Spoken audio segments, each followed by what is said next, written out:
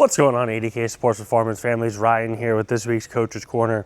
And this week I want to talk about something I had the conversation with one of our athletes about earlier this week, and that is soreness after workouts. Is it something you should be looking for? Does that mean you had a good workout? Does it mean you had a bad workout? And unfortunately, a lot of times athletes and adults alike both assume that if they're not sore, they didn't have a good workout, and maybe they're not working hard enough. And while sometimes that is the case, that's not always the case. So soreness after your workout can be an indicator of a good workout. It usually means that we worked a little bit harder than our body was prepared for, and there's some tissue breakdown, and then that tissue then gets recovered with proper recovery, and then we get faster, we get stronger. But that isn't the only measure of a good workout, because you could come in, have an awesome workout, get the right amount of training in, not too long, the right amount of weights, good form, and then you check all the other boxes outside of your training. So looking at your hydration, your sleep, your nutrition, your overall recovery, and if you're doing a really good job of all of those things, you could have some pretty hard workouts and not be crazy sore afterwards.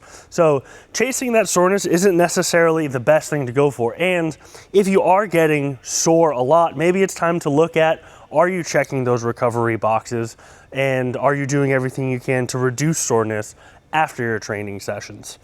And another thing that we see a lot of times with, again, both our athletes and adults, is that if we're getting excessively sore frequently, we're probably missing out on some training sessions. So if you come in, you have a great workout on Monday, but Tuesday, you can't get up and down the stairs comfortably, your upper back's tight, your lower back's tight, your legs are screaming at you, you're probably gonna miss your workout on Tuesday and maybe even Wednesday.